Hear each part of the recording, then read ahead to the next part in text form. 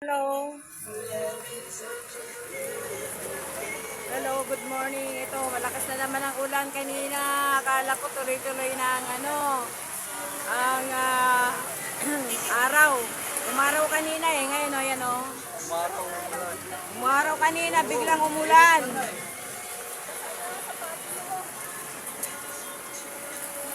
Ayan po ang ulan natin ngayon, o. Ayan po. May kasamang hangin. Ganito talaga ang habagat. May kasamang hangin. Pabugso-bugsong ulan. Ang ulan po niya ngayon is malakas.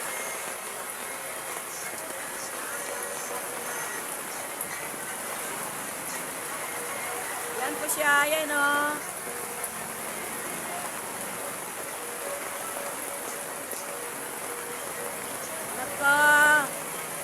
Nako. Ang ulan. Nandito na naman ang malakas na ulan. Balak ko pa naman maglaba. Ang dami ko ng labahan. Natuyo ano na,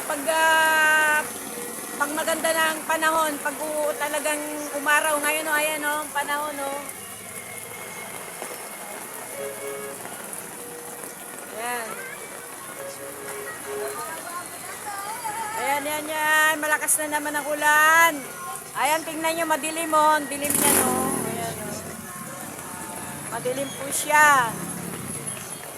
Ayan o. Ayan na po ang malakas na ulan. Siguro gayon din sa inyo. Siguro may naglalabas sa araw na to. Tapos biglang umulan. I-dryer nyo na lang. Tapos pahangin. Pag na-dryer, pahangin, matutuyo din. Tapos pag natuyo, planchahin na lang. Kasi medyo malamig pag dryer lang eh. Malamig ang pagkakatuyo niya. Kasi nga, nasa hangin lang. Planchahin nyo na lang para medyo mainit-init. Maganda sa katawan din pag ang pinalansyang damit is pantay. Kaysa yung makikita, yung mga bagong laba. Meron kasing mga damit na pag piniga mo, o kaya sa dryer, gusot. Marami siyang gusot, lalo na yung mga mga self. Pero yung mga wall, hindi halata. Ayan na naman ang hangin. Ayan o, tignan nyo. Ayan o, ang hangin o, ayan. Lalakas, hihina, ganyan talaga. Ayan ang hangin. Ayan o. Uuwi na din sana ako eh. Biglang umulan. Lakas pa naman ang ulan. Ito yung pag may habagat, pinaabot po tayo ng sa amin siyam-siyam. Pito-pito. Kung kailan hihinto ito. Kung kailan kailan aaraw. Umaraw lang, saglit lang. Hindi tayo makapagpatuyo ng mga damit. O kayong may mga sakit dyan ha, yung mga may sakit, huwag kayong biglang lalabas niyan. Lalo na ngayon, panahon ng ubo, trangkaso. Uminom lang po kayo ng tubig na maligamgam. Yun lang. Kasi sa akin, natrangkaso ako.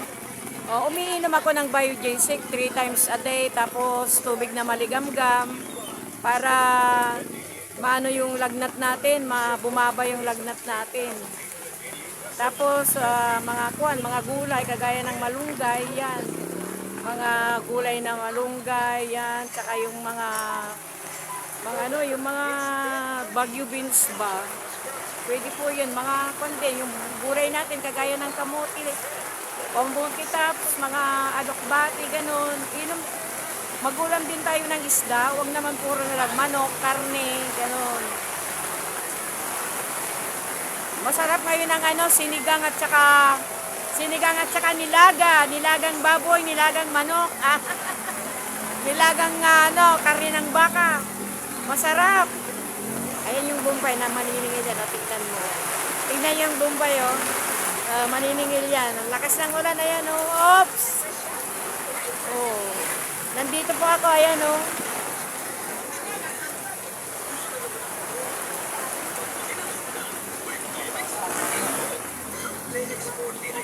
Kala ko uwi ka na. Mamaya pa. Kaya ang ulan na, hindi ka na uwi. Mamaya pa ang uwi. Pagpila na ng ulan, oo. Kasi ang lakas nito, oh. Anong baby sawa mo? Wala nga sawa si Aling Bebe. Basta ulan na sawa. Ulan na sawa. Byuda si Aling Bebe. Pari ulan ka na sawa. Wala. Naiipon kasi ang tubig dyan, no? Ayan, naiipon. Ayan ngayon, naririnig niya, lakas ng ulan. Sobrang lakas ng ulan. Hindi na ako makauwi pag ganitong kalakas. May payong man, pag pag magpayong ka naman, baka yung payong masisira kasi malakas ang hangin. Ayan, oh. Oh, ayan, oh. Taas baba ang payong, ayan.